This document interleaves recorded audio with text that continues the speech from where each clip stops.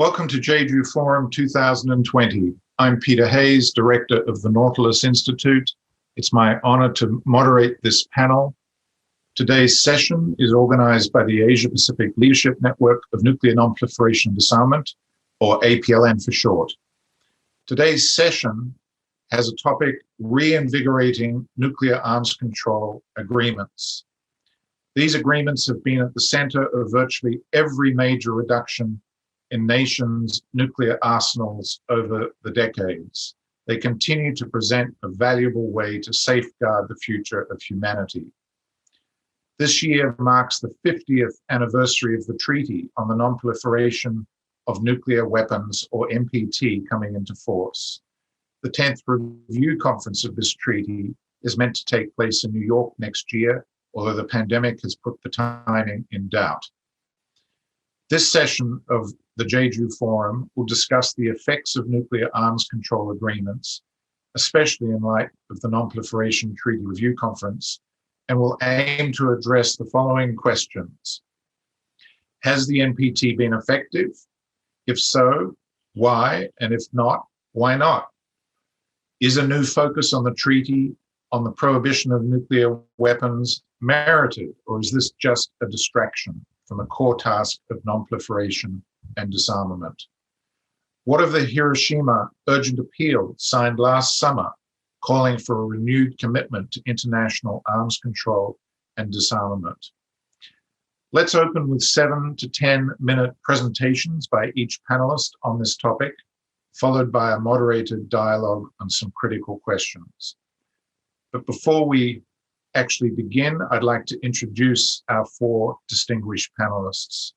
They are Ambassador Nobuyasu Abe, former Undersecretary General at the United Nations for Disarmament Issues; Lord Desmond Browne, Vice President of the Nuclear Threat Initiative; Ambassador Sook Kim, the former ROK Ambassador to the United States; and Professor Ramesh THAKUR at the Australian National University. Each of these panelists has a very distinguished career, too long to go over today, both as practitioners of nuclear arms control and disarmament, and in the scholarly analysis of critical issues. But I do want to note that all are affiliated with the Asia Pacific Leadership Network, and we thank them in advance for their willingness to make their presentations today. We'll proceed in alphabetical order, starting with Ambassador Abe, then Lord Browne, then Ambassador Kim, then Professor THAKUR. I'd like to proceed informally, so henceforth I'd be grateful if everyone could refer to me as Peter, and we'll refer to each other by our first names. So Ambassador Abe, the floor is yours. Thank you very much.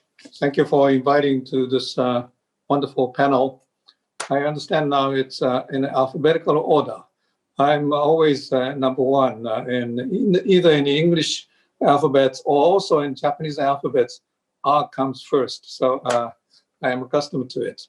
So nuclear arms control, which has been backbone of nuclear disarmament arms control, is crumbling, as you said. The INF Treaty, US and Russia have abandoned. US withdrew from the Iranian Nuclear Agreement, JCPOA. New START Treaty is now threatened to be abandoned. CTBT, the Test Ban Treaty, is not in force yet. So now people are blaming the United States or Russia for this breakdown. I think both of them are to blame, because in the United States, that traditional skepticism about anything called arms control has gained the power, and they are pushing the move to withdraw from any arms control treaty. Russia has discovered the utility of nuclear weapons because it feels conventional inferiority around the country. So both of them have lost their strong incentives to maintain arms control treaty. I think that's a basic force behind. Now, we have to strengthen or bring back, reinvigorate nuclear arms control to bring stability and reduce the risk of any chance of nuclear war. But to do so, I think we have to not simply go back to the old agreements, but we have to think about establishing a new framework, because those decades that have passed brought in new factors. China has now become power competitive with the United States or comparable to Russia. Therefore, there has to be a framework for a new player. Also, during the past decades, we have had emergence of cyber technology, AI, artificial intelligence, space technology. Those things are blurring the border between nuclear weapons and conventional weapons. Well, because those new technologies are not nuclear, they're placed within the category of conventional, but they're not really conventional. And those things are affecting the operation of nuclear forces, and that is threatening the stability. So any new framework has to take those factors into account. And it's not easy, because it's not US-Russia bipolar negotiations. It has to include China or even more nuclear powers. And it has to include not only the number of bombs, but it has to include other factors, as I mentioned. You say it is difficult. Yes, it is difficult, but it's not impossible. Remember, about a century ago, there's such thing as Washington Naval Agreement, in which US, Britain, Japan agreed to limit the total tonnage of their warships to the portion of 553. But that is very often referred to, but in fact, there were also other participants, France and Italy. So it's already complicated. The treaty not only limited the total tonnage, but it also limited the individual tonnage as well. So even with the succeeding London Naval Agreement, it is already complicated. So it was done in the past. So it should not be impossible this time again. In this connection, we have to look to the NPT as well. NPT, I think, basically has succeeded in preventing proliferation. Japan, West Germany, Korea, those countries did not try to acquire nuclear weapons. Australia either. So in that sense, it made a good initial success. But later on, it has started to have problems. It could not stop North Korea. It could not, or it went almost close in case of Iraq. It could not uncover very in timely fashion Libyan operations. It could not uncover South Africa. So this NPT has to be strengthened. First of all, by universalizing the additional protocol to the safeguards agreements. That is a basic point to start with. There are some countries who are resisting, but I think the logic should tell that if the problem is that IAEA safeguards couldn't find North Korea or Iraqi activities in timely fashion, there has to be some additional measures, that is additional protocol. So it's not a matter of logical argument, but it's basically political. I suspect some of the countries are resisting because they are frustrated with the slow progress of nuclear disarmament. So I think nuclear disarmament has to be worked on. Unfortunately, the NPT's provision, Article 6 on nuclear disarmament, is fading. There's a very slow progress, and there's no good prospect of achieving the goal of nuclear disarmament. So that frustration led to Nuclear Weapons Ban Treaty, TPNW. I think that frustration should be understood. And some people argue that that treaty is not good because you cannot just jump onto ban all the nuclear weapons all of a sudden. That may be true, but I think the treaty will strengthen the international norm against possession or the use of nuclear weapons. I think it still has that value.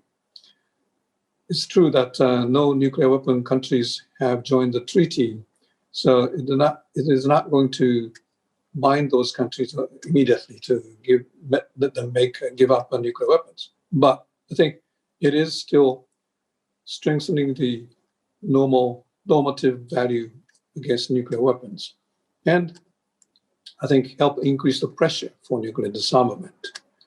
So I think we have lots to do, and we in the APLN and JEJU Forum have to keep on pressing the issues. Thank you. Thank you very much, Nobu, and especially for your timing. So, Des, I'm going to hand the baton to you, Des. Okay, let me start again. Thank you, Peter. Thank you for your words of introduction, and thanks also to the APLN and the JEJU Forum for the invitation to participate in this important discussion.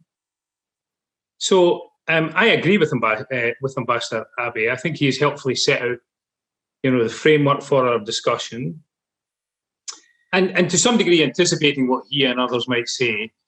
I mean, I intend to devote the time I have, which I'll try to stick to a few discrete issues.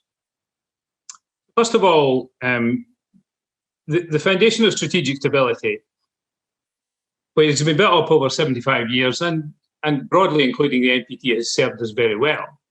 There is no doubt that over the last 2 decades, it's beginning to show signs of neglect, in my view.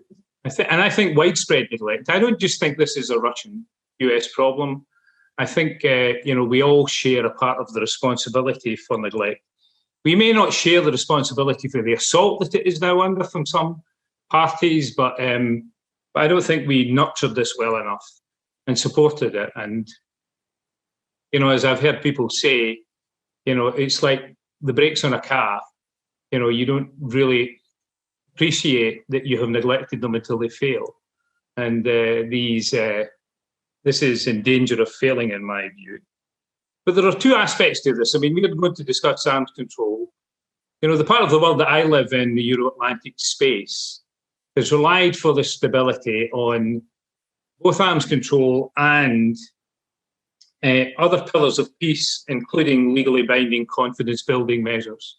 And we're losing them too. We're days away from losing the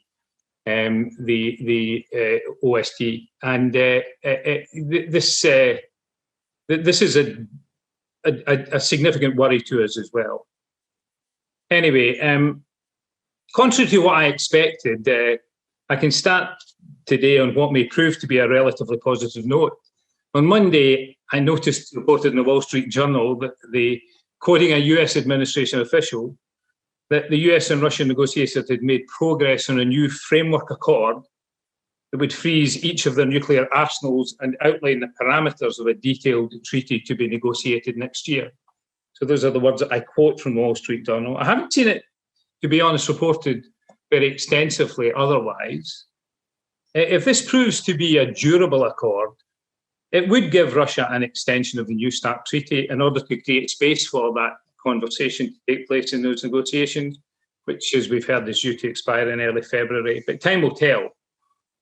And as we're recording this before the US presidential elections, the durability of it will be already apparent, I think, to our audience when it is broadcast. So we know that Joe Biden, the Democrat nominee, favors the extension of New START for the foundation of future arms control agreements. But regrettably, he hasn't given us any details of what those arrangements might be.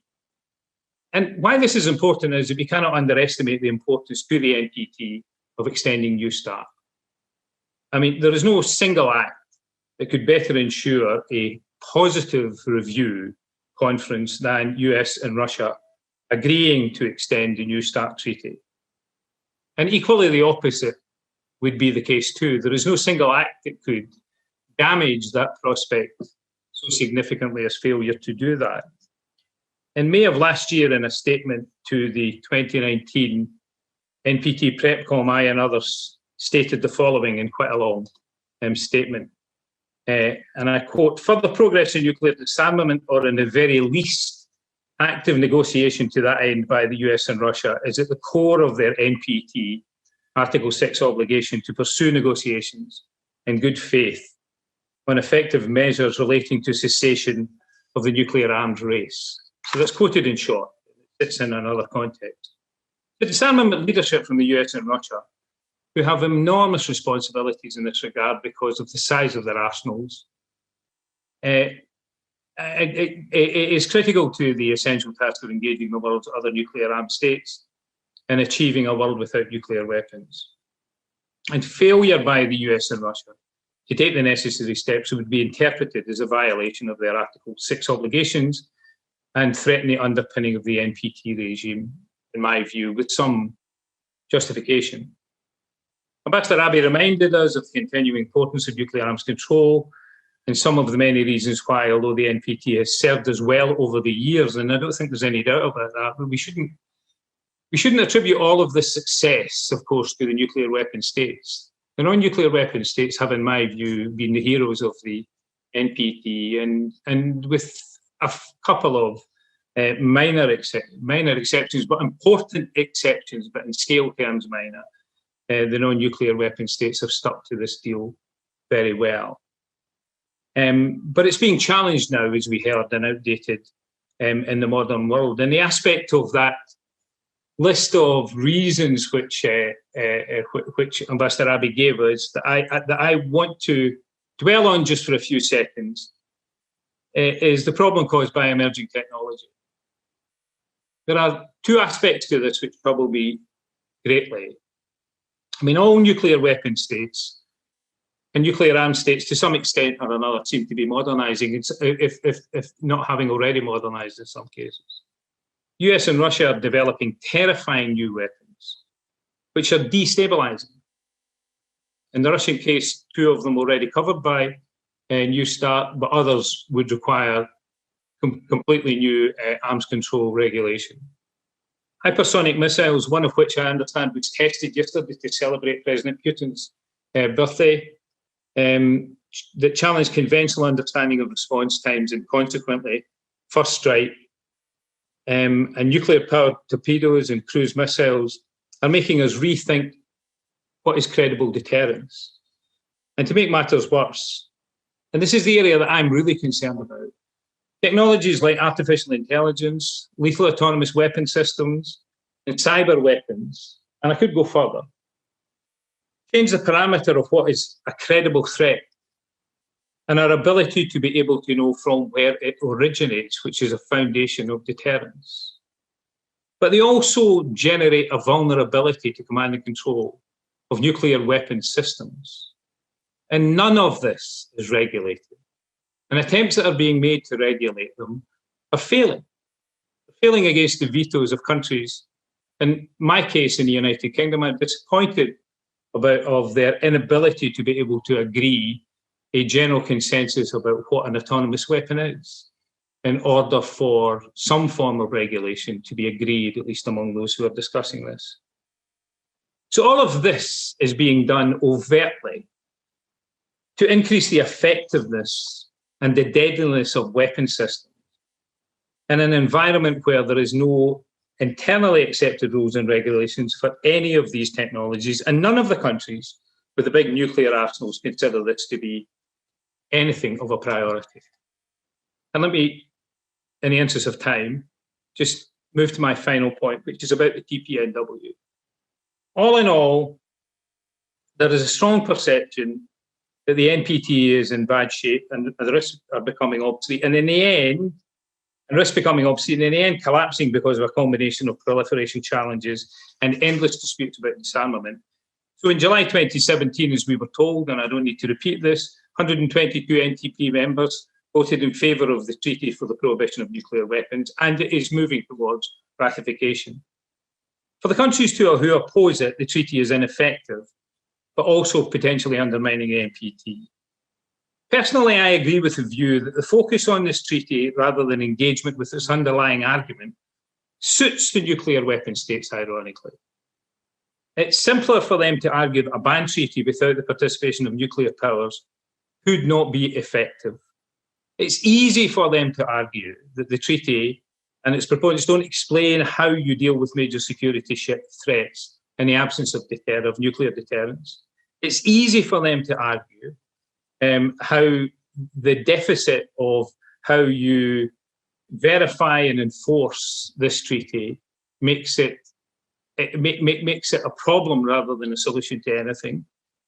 And I think all of this plays into the nuclear weapon states agenda. And while I understand the frustration that led to it, I favour the outcome of this treaty. I regret that we moved from the campaigning phase of this to the actual agreement of the treaty, because I will never forget the experience I had at the Vienna Conference on the Humanitarian Impact of Nuclear Weapons in 2014, when a large number of young people confronted representatives of the administration, both of the UK and the US, about these weapons, and made them very, very publicly uncomfortable in an argument about the impact of these weapons and their consequences, rather than technical discussion about how you use them in control. So the alleged shortcomings of the treaty and its criticism will not, in my view, undermine the NPT, but I regret that we did not stay in that space longer, because it seems to me that that is the best argument for control of these weapons and their eventual elimination. I'll end there, Peter, because I have other things to say, but we'll have a discussion and we'll be able to talk more broadly about it. Thank you very much. Thank you, Des. Now, Sook, 10 minutes, 7 to 10 minutes, please. Well, thank you, Peter, and greetings from Seoul. I also thank Ambassador ABE and Mr. Browne for their excellent presentations. I was at the annual Doomsday Clock unveiling ceremony held in Washington, D.C. early this year. The clock ticked to 100 seconds before midnight. Participating scientists and scholars highlighted the looming man-made catastrophe brought by the twin threat of nuclear weapons and climate change. Nuclear disarmament and the response to climate change are indispensable for international peace and security. The international community is looking to the US and Russia currently to take initiative for disarmament. As Des has mentioned briefly, negotiators from both sides met in Helsinki on Monday. The US envoy said the meeting yielded important progress. But in Moscow, Foreign Minister Lavrov accused Washington of unilateralism. He said the New START would likely cease to exist. This is a seriously alarming sign that implies both the US and Russia are taking the path quite opposite from disarmament. Extending the New START is the most pressing issue at this moment because it is the last remaining nuclear arms control treaty as of today. The depressing reality has exacerbated even further as the value of multilateralism and the spirit of international cooperation have been undermined by the Trump administration. The US is aspiring to strike a strategic balance among the nuclear powers. It originally wanted to install a new nuclear arms control framework that is no longer bilateral, but trilateral by including China for the first time in nuclear disarmament history.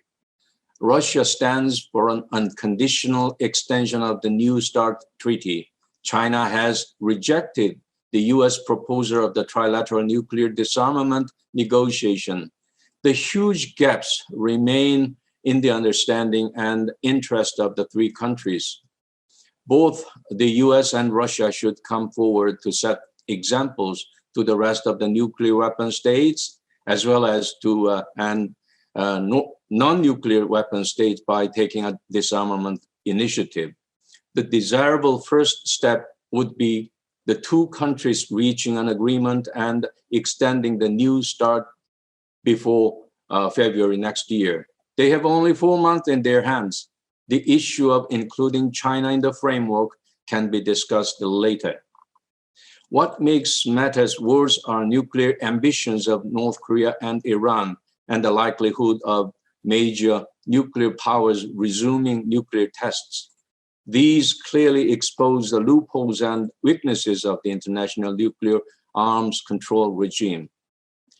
The NPT, along with the CTBT, is the foundation of today's international nuclear disarmament and non-proliferation agreements. The NPT has made considerable progress in terms of non-proliferation, but regrettably not so much in the area of disarmament. After the NPT was taken into effect in 1970, India, Pakistan, and Israel have become a new nuclear weapon states. The increase in the number of nuclear states reveals NPT's fundamental problem, it being an unfair treaty.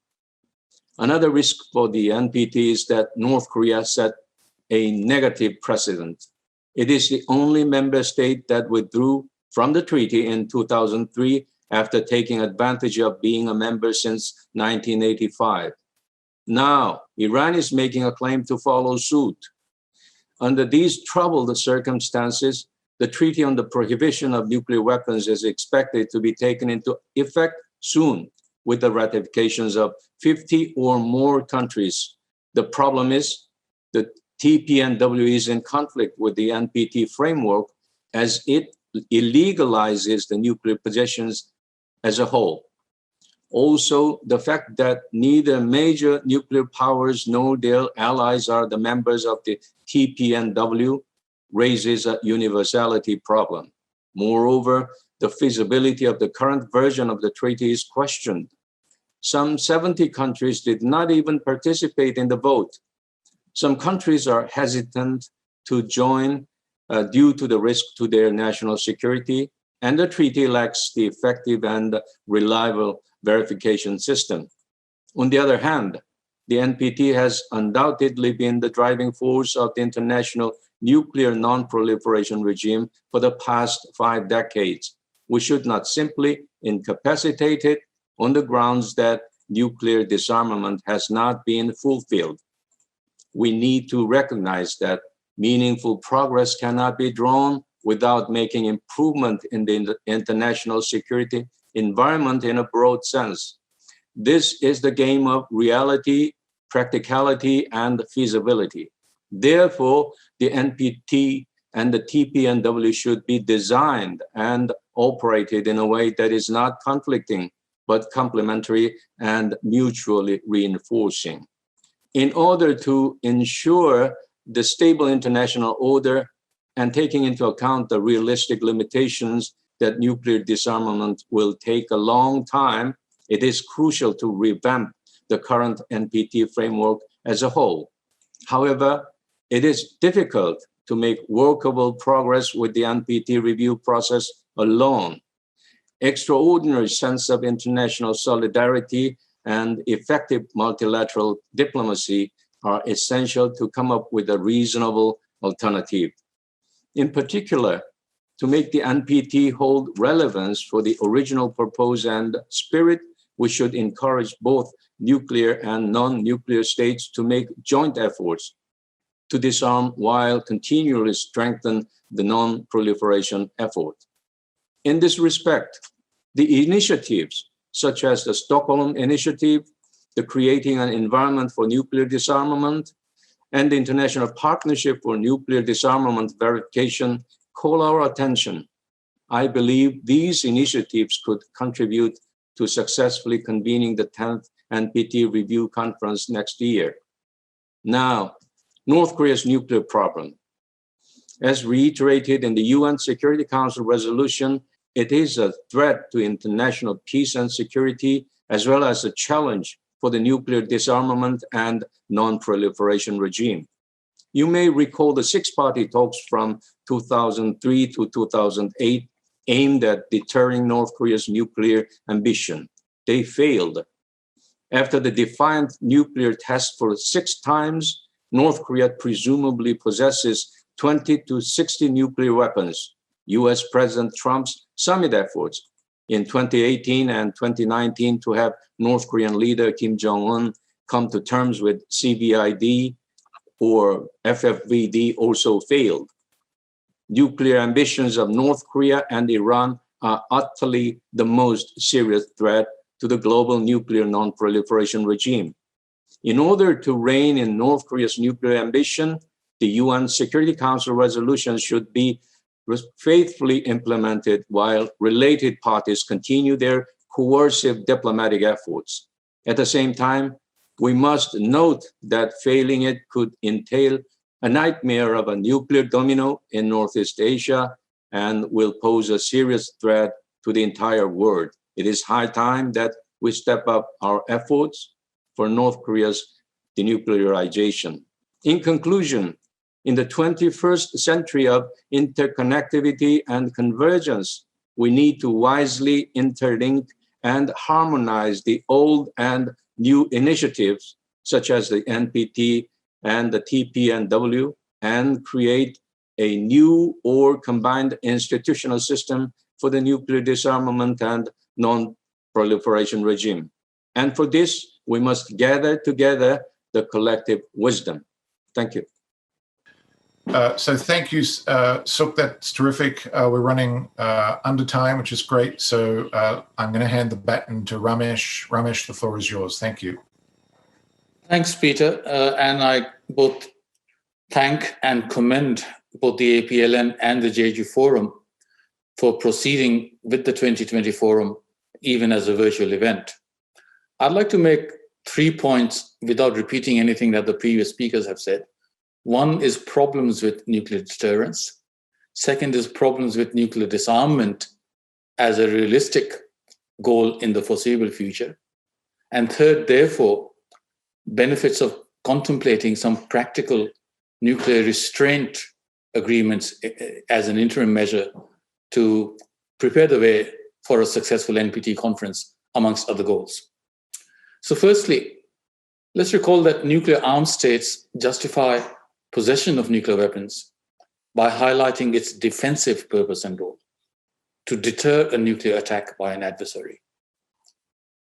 But in fact, nuclear deterrence rests on a perverse logic and suffers from a fundamental paradox. Perverse logic in the sense that its core predicate is that the best guarantee of non-use is the conviction instilled by every nuclear armed state in all the others that if push comes to shove, nuclear weapons will be used. Once this is achieved, the threat of use will never have to be tested in practice. For deterrence to be effective, therefore, one state must convince another adversary state that if attacked, it has the means and the resolve to use nuclear weapons. For deterrence to be credible, nuclear armed adversaries must possess mutually assured destruction capability, which means in practice the capacity to ride out an enemy's first strike with nuclear weapons and still have a sufficient arsenal of nuclear weapons to hit back hard enough to cause unacceptable level of damage. And therefore the state must retain an operational nuclear capability even when subjected to a massive first strike. But for deterrence to be stable, all nuclear weapons possessor states must exercise and demonstrate restraint as custodians of nuclear weapons. As some of the previous speakers have pointed out in recent years, the roles for nuclear weapons have expanded from deterring nuclear attacks to addressing biological, chemical, and cyber threats. But the net result of broadening the contingencies in which the threat of use of nuclear weapons is justified is to lower the threshold for the use of nuclear weapons, even against non-nuclear armed states that previously were considered to be off limits for nuclear strikes. Nobu, for example, referred to the blurring the boundaries between conventional and nuclear weapons as a result of technological developments, something that Des came back to as well. This creates double incentives for nuclear armament. Firstly, nuclear adversaries will modernize their own arsenals and raise alert levels at preparedness, and we've seen signs of that. But secondly, non-nuclear states are incentivized to pursue their own nuclear weapon acquisition programs as well. In this context, to the Chinese and Russians, the US refusal over the last few years to acknowledge mutual vulnerability and US efforts to enhance damage limitation, but also long-range precision strike capabilities, signal a higher nuclear risks threshold, including the possibility of use of low-yield bombs in some circumstances. And this creates the conditions, as the Chinese spokesman said, for a high-tech arms race that can aggravate international strategic imbalance. Now, on the second argument, while nuclear disarmament is compelling in logic and desirable in principle, I think as a goal, it remains an over-the-horizon prospect for the foreseeable future. It's not going to happen soon. In the meantime, as all the previous speakers have noted, the existing nuclear arms control agreement and architecture and framework is fraying and crumbling. And therefore, we need some practical restraint measures. Let me mention three, all of which are familiar. Firstly, we've all been reminded of the 1987 joint declaration by Ronald Reagan and Mikhail Gorbachev that a nuclear war cannot be won and must not be fought. And there have been several calls from influential voices in the recent months to reaffirm that. Our sister organization, the APLN, along with King's College London, hosted 2 workshops with experts and government officials from the P5 countries in relation to the P5 process in October, November, I think last year. And one of their recommendations was to reaffirm the Reagan-Gorbachev statement. On 5th August this year, just ahead of the 6th August anniversary of Hiroshima, the group of elders urged the P5, and I quote, to make a collective statement building upon Ronald Reagan and Mikhail Gorbachev's declaration that a nuclear war cannot be won and must never be fought, as a means of building trust and improving the global atmosphere ahead of next year's delayed NPT review conference, unquote. On 26 December, just a short time ago, to mark the International Day for the Total Elimination of Nuclear Weapons, Secretary General Antonio Guterres called on the nuclear weapons possessing states to reaffirm the shared understanding that a nuclear war cannot be won and must not be fought. Now, in his statement, I was struck by his choice of language. His use of the language of possession finesses the legal definition of a nuclear weapon state in the NPT that permanently excludes non-NPT possessor states. And that is important to us in the APLN, of course, because 3 of the 4 nuclear weapons possessing states in the Asia Pacific are now outside the NPT, of which 2 were never in the NPT. In addition, as a second restraint measure, I would like the other 7 nuclear armed states to consider expanding and universalizing amongst all 9 the no first use doctrine and postures that China and India subscribe to. Let me put to you the argument that one plausible explanation for complete nuclear reticence by China and India, despite their military clash in which large numbers of soldiers were killed on both sides for the first time since 1967, was the fact that both are committed to no first use and have practical deployment practices and postures that flow from that.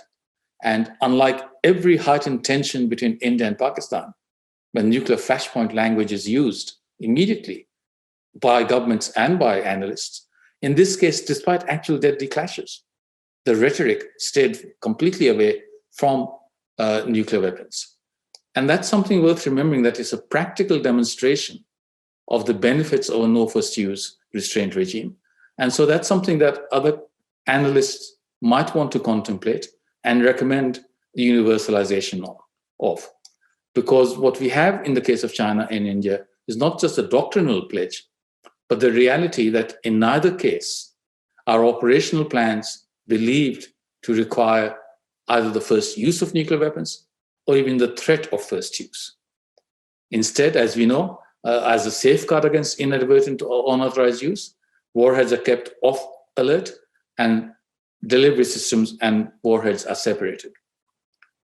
And third, and following from that, finally, I think we should encourage those countries that have weapons on high alert, and we believe there are about 1,800 such weapons today, to take them off high alert as a means of deepening strategic stability and reducing risks of that.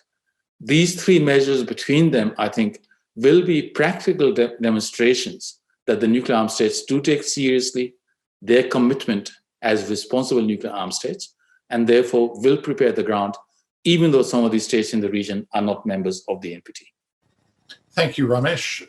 So thank you all for your presentations, and because of your discipline, we have about half an hour for dialogue before a final round robin of 2-minute comments by each of you. So let me kickstart the dialogue by asking a question and then soliciting comments. And we'll start with Nobu. Nobu, you referred to the normative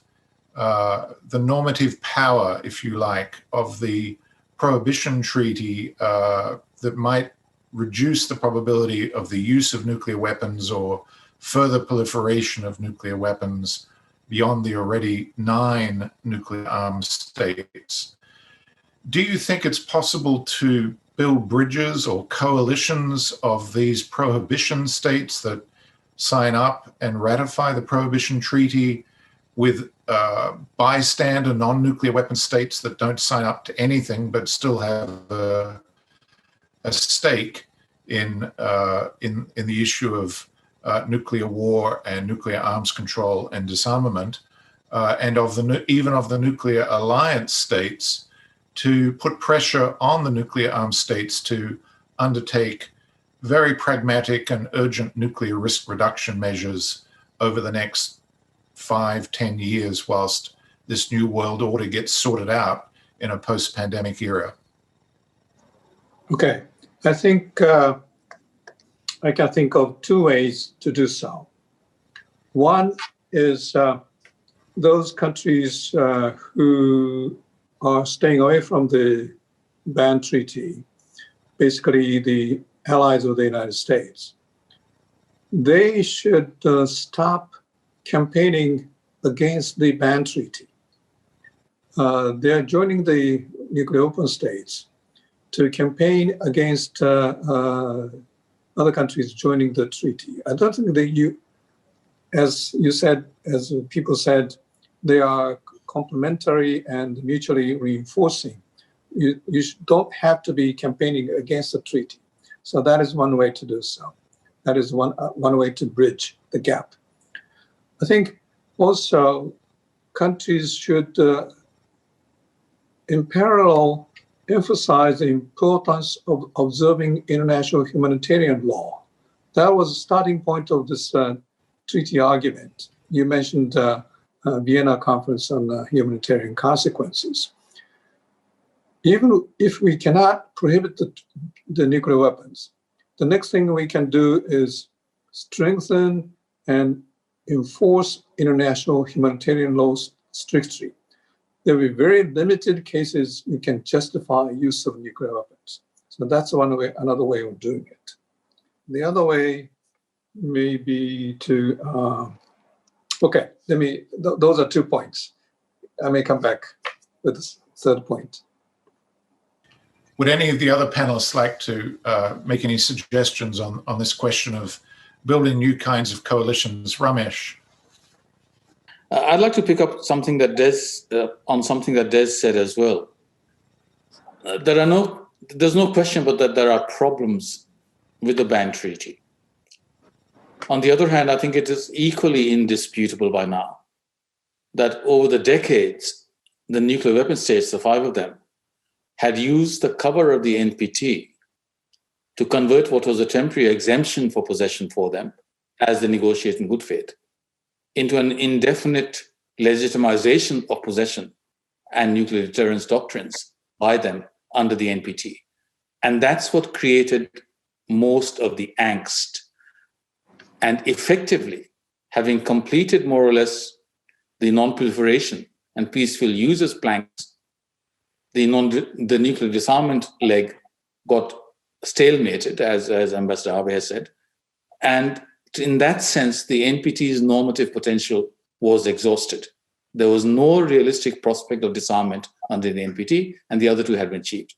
That's where the normative potential of the ban treaty comes in. Let's not forget, every country that has signed and ratified, and even those that haven't ratified, every country that has signed the ban treaty is a member in good standing of the NPT. And therefore, there is a considerable overlap. There are potential areas for tension and problems, but for most countries, the two are not seen as incompatible. They are by the nuclear armed possession states. But that's where I think it does revive the normative side and adds pressure. And if nothing else, it takes away the attempt to legitimize indefinite possession by any country. And we should not underestimate the impact of that, both as a rallying cry and as a point of problem for the possessor states. Okay, Des, if I can just follow up, and I want also for Sook to come back on this as well, but I have a very specific follow-up on this question for Des. I think Ramesh has posed the big picture question there of legitimacy and how the different camps, if you like, line up on the NPT review and the trade-offs there. But are there very specific nuclear risk reduction measures where all these different camps have a common interest, where you could build a bridge for practical steps that could be undertaken very quickly and which are urgent? And I have in mind one example. We have nuclear hotlines, some of which go back decades to the Cuban Missile Crisis. But over the years, we've had accumulation of bilateral hotlines between China and Russia today, between Russia and the UK, between France and the UK, between India and Pakistan. I don't know if Israel has any nuclear hotlines. I know it has some hotlines. There are others out there. There's also the inter-Korean hotlines, including the UN Command, which includes the United States with North Korea. But none of these are interoperable. They're all bilateral. They're all on different standards. There's no common vocabulary. And it strikes me as basically insane in the 21st century that the commanders of nuclear armed states don't have a way of communicating in crisis to manage this kind of annihilative capacity. Maybe this is something that we could build a coalition around, that kind of very practical upgrade of the control infrastructure, so we say. Yeah, I mean, it's very difficult to argue against that because there is, as you point out, evidence of activity of that sort, which works. You know, I mean, I made a passing reference to the Open Skies Treaty, which is in danger of collapsing within days if the United States follow up on their threat to come out of the treaty by the 22nd of November. Although, so these things, these processes, which are confidence building, generate that kind of narrative in which people can take these steps that build trust. And I mean, the great thing about the Open Skies Treaty is, of course, that the aircraft that fly over each other's fly in each other's airspaces have international representation on board, and people who do the business, basically military people, from both NATO and Russia, or the West and Russia, are on board these flights, and relationships build up. So, it's very difficult to argue against that, and I have specifically tried to engage representatives of both sides of this argument in ideas of that nature. The problem that this particular treaty has generated, and it's not the fault of people who want to see a world free of nuclear weapons and are frustrated and think that the best way to get there is to make these weapons illegal. I have enormous sympathy for that view, and I don't condemn them for it, and I share their frustration to a degree. But the problem is that when I engage with them, they say, we have to stay absolutist about this. If we give in to what you're suggesting, then it will just be an argument against us. They will say we are making progress. You know, we have made it safer to live with these weapons. So we can't have that. And argue against what I have promoted on occasions in detail. And of course, the P5 have found it easy to adopt sort of absolutist position from their point of view. You know, their statements say we will have no truck with this treaty because it is dangerous. It generates more risk than it seeks to reduce.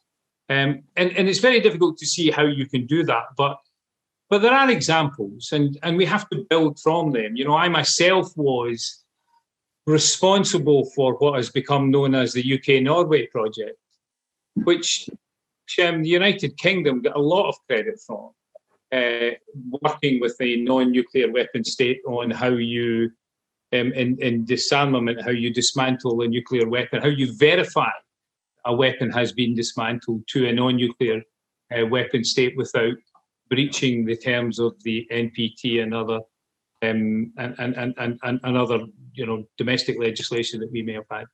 So, I mean, I think there is a lot in that. But so, you know, what should these steps be? I mean, a very obvious step is Ramesh's encouragement for the Reagan-Gorbachev statement to be repeated, and for that to be welcomed by non-nuclear weapon states, or alternatively, if we could reduce alert time, or increase alert times rather, reduce the risk of having weapons minutes from use, and that was verifiable, then that would, I think, build the sort of trust and confidence of there. But I get depressed when I read the P5 statements.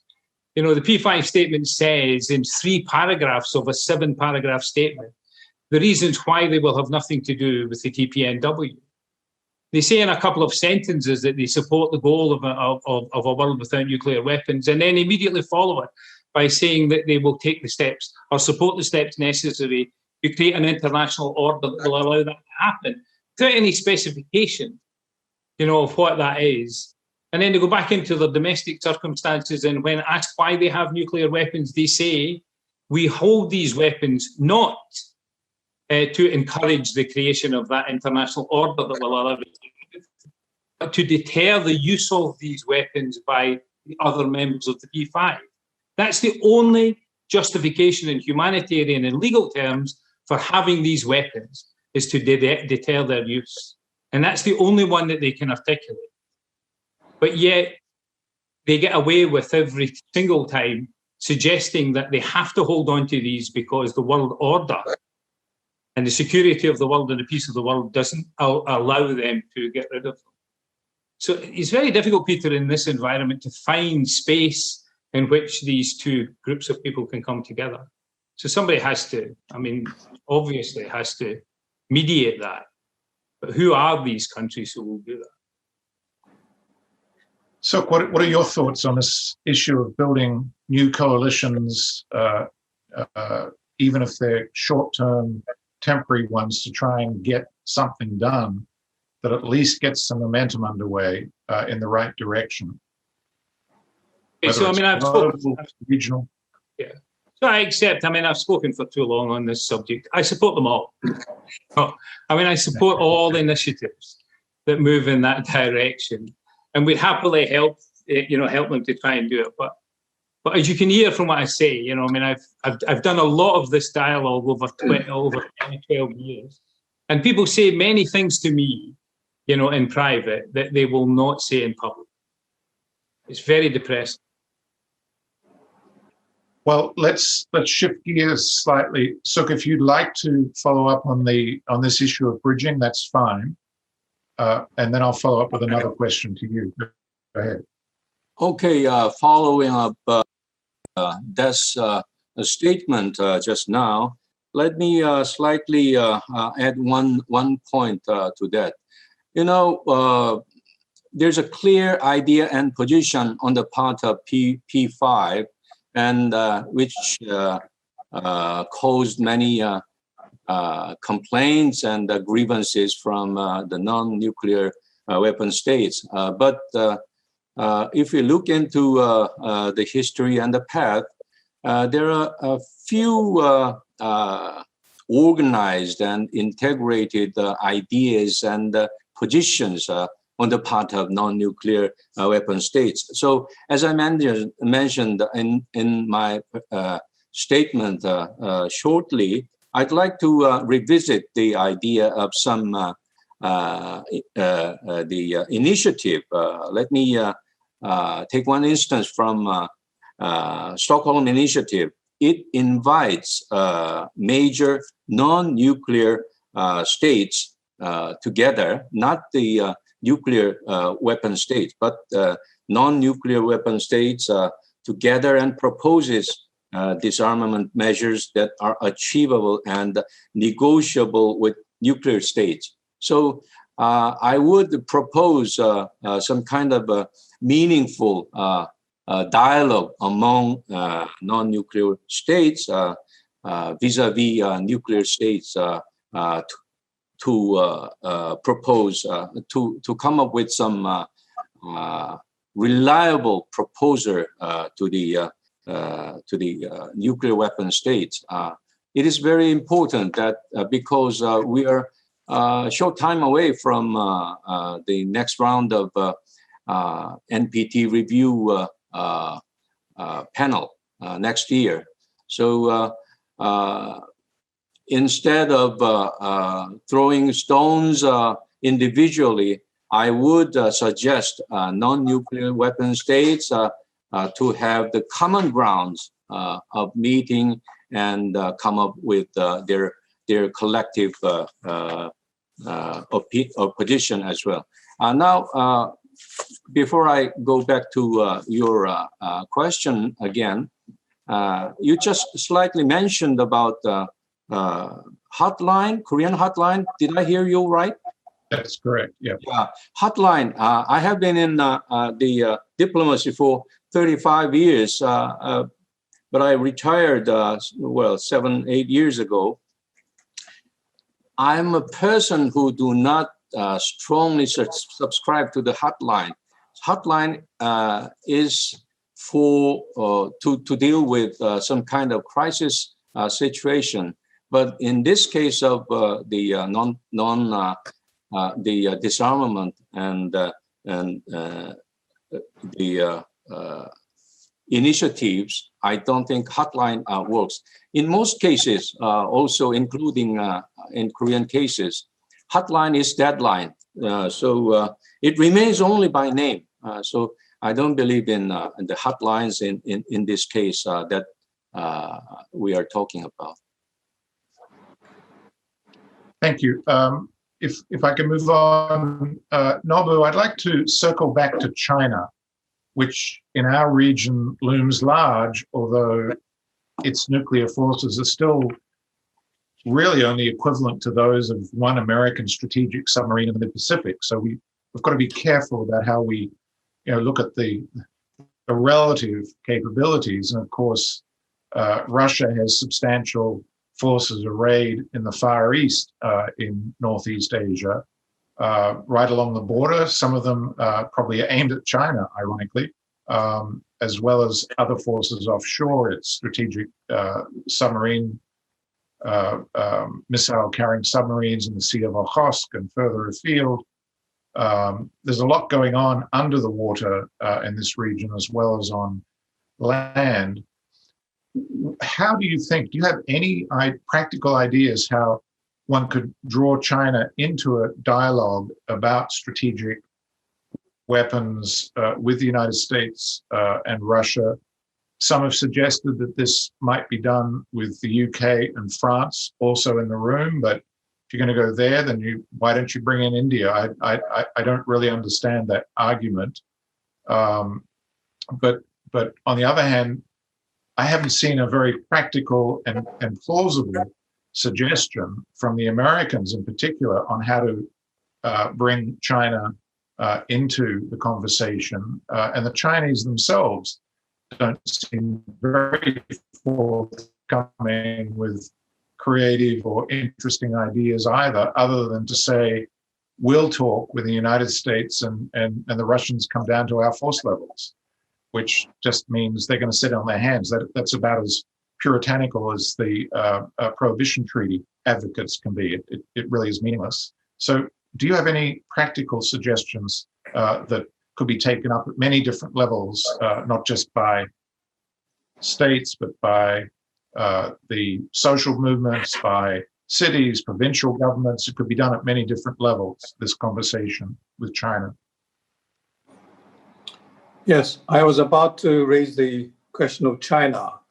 It is the big elephant now in the region, and we have to address the question of how to involve China in nuclear arms control. And China strongly objects to any idea of getting involved in the nuclear arms control. So we have to be creative in our way to approach China. I just heard this morning that the discussion by Bob Zoellick, I don't know if you know him, is a former president of the World Bank, American trade negotiator as well. He recently wrote a book and how the diplomacy, foreign policy should be conducted for the United States. And apparently he raised the example of how to deal with China. So I'm looking forward to reading his book. I think to involve China, you have to listen to what the China is saying. Otherwise, you can never include China in the negotiations. So I think one big issue is they are always saying China's nuclear possession is very small in comparison to Russian and American. Unless they come down close to China, China will not join. Okay, that's understandable. So one creative idea is to suggest to China that we are not going to ask China to reduce their nuclear holdings in the same way as Russia or the US do. And that I came up with I think, excellent format to do so. And I put it in a recently published magazine. So it is a way to oblige each country possessing nuclear weapons to reduce their holding in the ratio commensurate with the size of their possession. So if the US has 10 times more than China, if the US reduces by, say, 100, China will be asked to reduce 10% of the 10%. That means one bomb. It's not so bad, not bad deal for China. So introducing that kind of format suggestion, you may encourage China to join. Well, there may be still a very high barrier to do so. If that is so, I think the first step we should think about is sort of risk reduction measures, confidence building measures.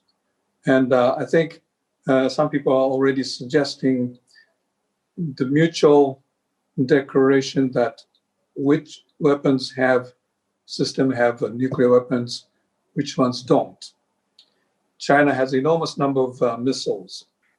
The US also does, but we don't know which Chinese ones have nuclear weapon warheads, so which others don't. So that is quite a risky situation. If any missiles flying towards you from China, you may suspect it may carry nuclear weapons warhead, and then you have to immediately react. So that raises the risk of nuclear war starting.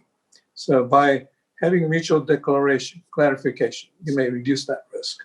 So we can think about number of confidence building measures as a first step. Thank you, Nobu. Ramesh, can you perhaps say a few words about how this question relates to South Asia? Because China, of course, in a sense, is encircled by potential nuclear adversaries. So it doesn't just have to deal with one or two, but it has to deal with quite a few different potentially cascading chains of conflict.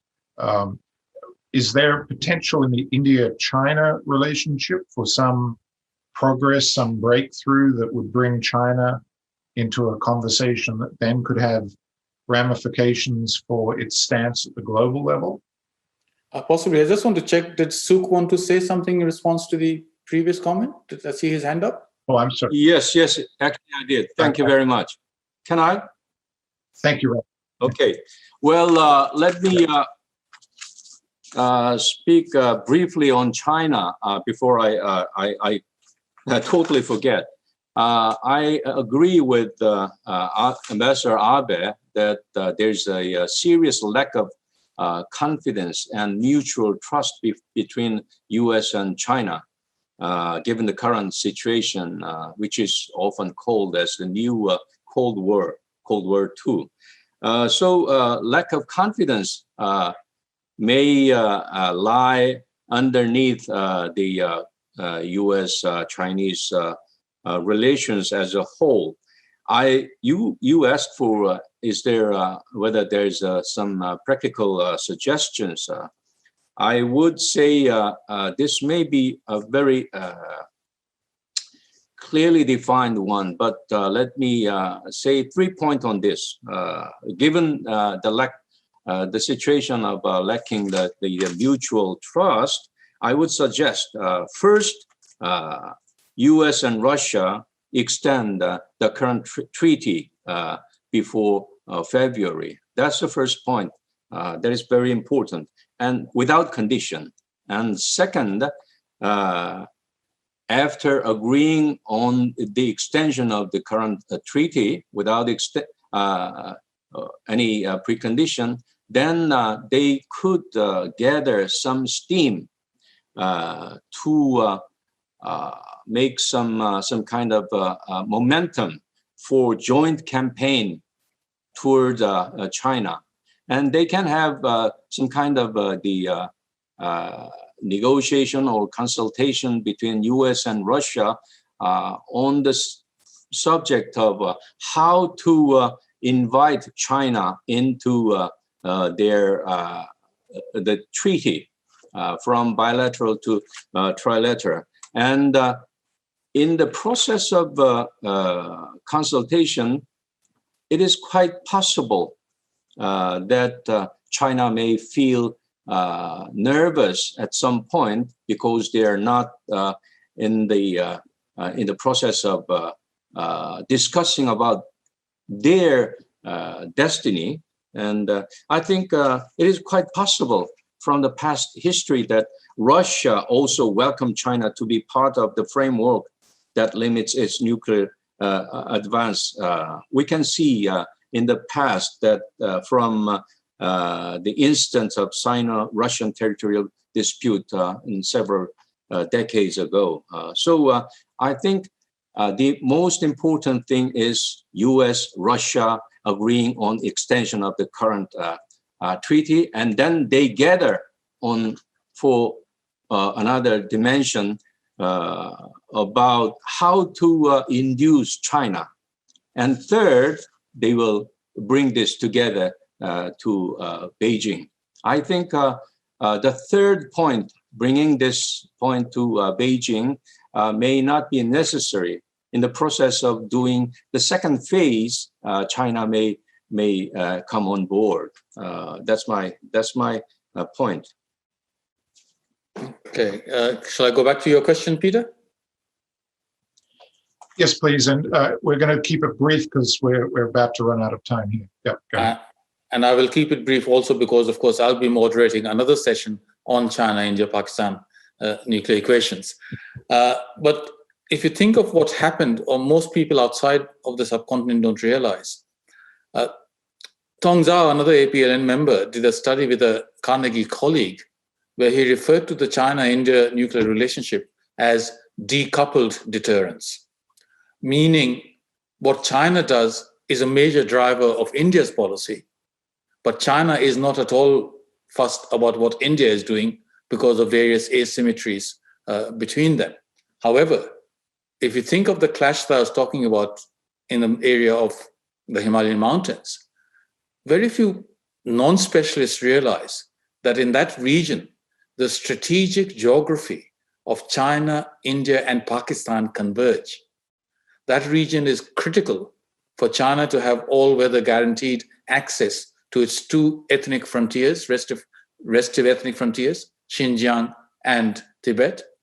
It links China to Pakistan through the Karakoram Pass, and it brings the whole Kashmir region together as well. In that context, I actually suggested to pick up something else that Des said.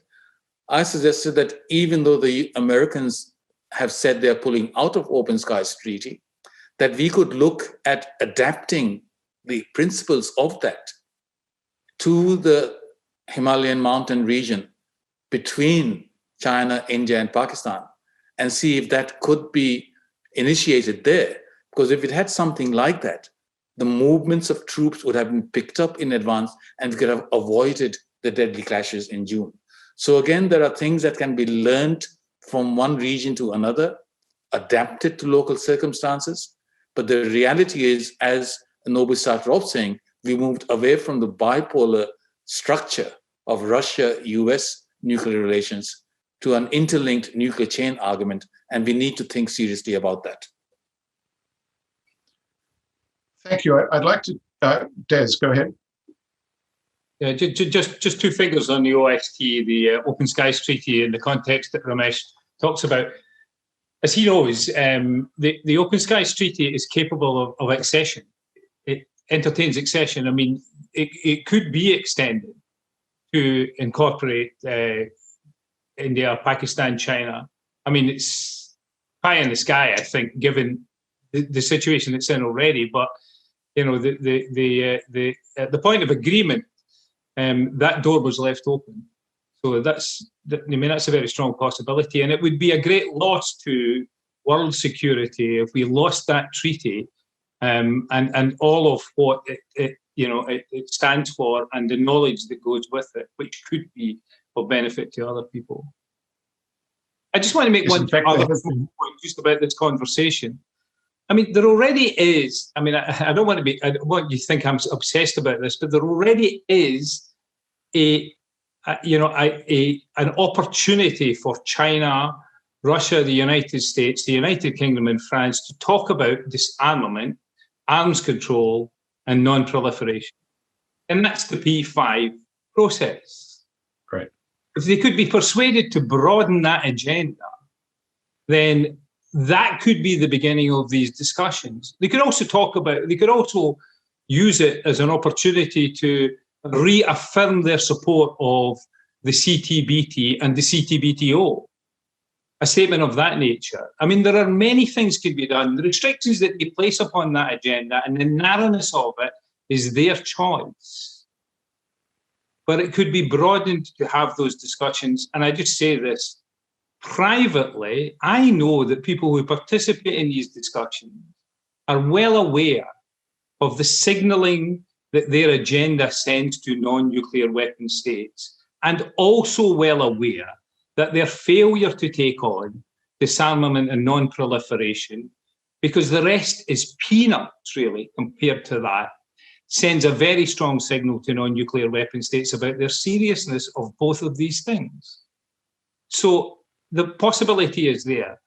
And I just finally say that I was party to the discussions that took place in London with representatives of civil society, with the P5, and I was convinced at the end of those discussions that the Reagan-Gorbachev statement was on the agenda for them to agree. It was very close under Chinese leadership. I don't know why it didn't happen. But that was the sense I got when I left those discussions, because people specifically told me that it was very real. Thanks, Des. Well, we're moving into the sort of final comment stage. We've almost run out of time, and we've spent a fair amount of our discussion talking about one of the elephants in the room, China. We haven't talked much about one of the viruses that fortunately is not in any of our rooms, but the pandemic. And you know, there are two arguments I see about the pandemic at the sort of most macro level. One is that the pandemic is merely accelerating existing trends, and it's really business as usual on steroids. And the other is that the pandemic is turning a whole global international relations system inside out and backwards, upside down. But we just don't yet see what kind of system change is coming, but we're in the midst of it. And so I'd like you, in your final comments, if you could just, if you have anything you want to say about the virus and how it might affect some of the agendas we've been talking about. The obvious one is nuclear command and control, nuclear commander accountability. We've currently got our second supreme nuclear commander with coronavirus, possibly affected by the drugs that he's taking. So there are some fairly direct lines of correspondence you can draw to nuclear risk and the pandemic. But there's also these bigger picture issues of its impacts on how we think and behave in the future, including on nuclear weapons. So let's start. We'll just go again in alphabetical order. You've all got 2 minutes for your final comments. If you don't want to talk about the virus, that's fine, but I'll pose that as a question. And let's start with Nobu. Yes, I'm advocating 3 measures for the future. The pandemic is coming again and again, as we have seen. And with the globalization of the world, I think we will be becoming more intensive than weakened. And it is also important at the initial stage, you cannot distinguish from biological weapons attack. So in that sense, it is also defensive matter. So I'm proposing 3 things. We should build the early warning system to warn something is coming. And politicians tend to delay the reaction, as you saw in the United States, in Japan, and other places. So we have to build a system to overcome that political barriers. 2, we should build a strategic reserve of the medications, vaccines, medical facilities. 3, we have to think about anticipatory defense, which means you anticipate new viruses coming attacking. You go around the world, find unknown viruses, and you start preparing against them. 3 measures. Okay, thank you very much. That's very sobering. Next, we'll go with Des, please. Well, so this phrase that we want to build back better is being used extensively about how we should emerge from this pandemic, not just from the health effects of it, but from the substantial economic effects of it. You know, this is a global generalization, but we have all discovered that our way of life has been proven to be far less resilient than we thought it would be with the advent of a pandemic. But we've also learned that of the 3 great existential risks that are there and figure in every one of our national risk registers, that is pandemic, nuclear warfare, you know, or climate change, that there is none of them that we can deal with on our own, that they all require a level of cooperation. So surely this experience for the world must teach them that we must work together to do everything that we possibly can for future generations to prevent or mitigate the manifestation of these other 2 risks. Well, climate change is already with us and is a fact for many people in the world. So that's about transition and about resilience as much as it is about prevention. And honestly, if we don't learn this lesson from the experience we're all going through and will be for foreseeable future, then we will never learn the lesson that we need to cooperate to reduce, mitigate, or get rid of these risks. And the one that we can really deal with is the nuclear risk, because if we can remove the weapons, we remove the risk. We can't remove the possibility of future pandemics. We can mitigate, I think, the effect of climate change, but it's already with us, but we can take this risk away altogether. And if we don't learn that lesson now, we never will. I am depressed for future generations, what we are leaving them, but I'm not depressed when I talk to them. And we need to unleash that capacity of younger people who understand these things much better than some of the people who are making decisions, and realize better that only international cooperation can resolve this. And we can do it simply by removing weapons of mass destruction and their materials. We know how to do it. We've done it in part. We should complete the job. Thank you. So, yes, let me be very brief on 2 points about what we learned as a human being from the COVID-19 pandemic throughout this year. First, the pandemic actually contributed to a more clearly defined the notion of human security. So this is the one that should be also seriously dealt with in the arena of UN Security Council.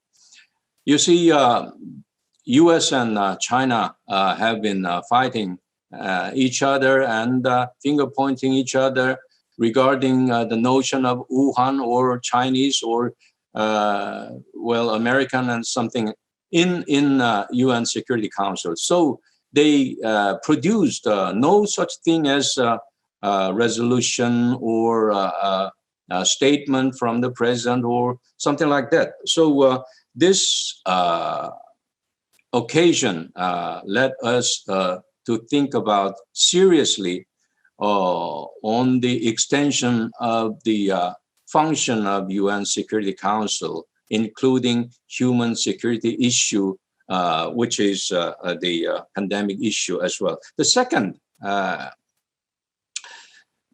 this teaches us that the global problem requires global handling. So if we will be able to produce some kind of vaccine sometime next year, the vaccine should be treated as the global common goods. So there should be a close consultation, coordination, cooperation, as Des has mentioned, between global South and global North in distributing the vaccine as a global common goods. That's the 2 points that I have. thank you. So, Ramesh, you have the last word. 3 quick points. Firstly, it's a striking validation of the first proposition of the humanitarian impacts movement, that no country alone, nor the international system collectively, has the capacity to cope with the humanitarian consequences of a major crisis. We live in a world of shared fragility, but unequal resilience. We have threats that are globalized, but we do not have and need a globalization of the process of policymaking. Second, as Sook just said, I think it demonstrates the importance of thinking outside the traditional national security box and embracing human security. That is a much better framework conceptually within which to comprehend some of our current real threats to our security. And third, the point that I think everyone's made, and that is that we need to recalibrate the balance between national efforts and multilateral cooperation. I think we don't need less multilateralism. we do need smarter multilateralism. And I don't think the existing institutions and architecture are sufficient.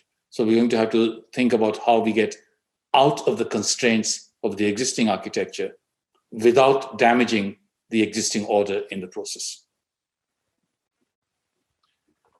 Thank you, Ramesh. Well, I'll conclude today's session here, and I'd obviously like to thank all our panelists for their terrific contributions and presentations. I actually enjoyed moderating this panel. It's actually can be fun doing this virtually, and I actually learned a lot as well, which is really wonderful. So thank you. I do, what's the term, contemplate or reflect on the fact that JEJU Island was at one point an island of really horrific warfare. And after World War II and before the Korean War, it's now an island of extraordinary beauty and peace. And I think everyone on this panel looks forward to returning to JEJU Forum again to see our friends there and be again embraced by that beautiful landscape. So I'd like to thank the JEJU Forum for this opportunity to speak on this really important, really existential survival topic. And I'd also like to thank the staff who have supported us in putting on this panel. And I hope everyone has a great morning, evening, afternoon, wherever you are on the planet. And we look forward to seeing you all again. Thank you very much.